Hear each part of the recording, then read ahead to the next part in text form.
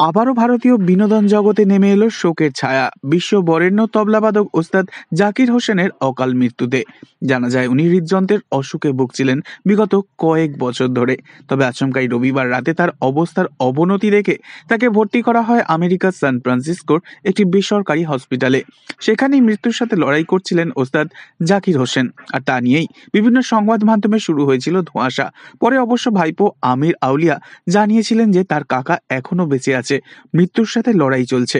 কিন্তু শেষমেশ সোমবার দিন সবকিছু একেবারে শেষ হয়ে যায়। হার মেনে নিতে হয় তাকে। মৃত্যুকালে ওনার বয়স হয়েছিল মাত্র ৭৩ বছর। এ যেন এক নক্ষত্র পতন। ওস্তাদ জাকির হোসেন শুধুমাত্র ভারতবর্ষে নয়, গোটা বিশ্বে ওনার সুখ্যাতি ছড়িয়ে পড়েছিল। মুম্বাইতে ১৯৫১ সালে জন্ম হয়েছিল তার। তিনি তবলাবাদক, সঙ্গীতজ্ঞ তথা অভিনেতা ওস্তাদ আল্লাহ রাকার পুত্র।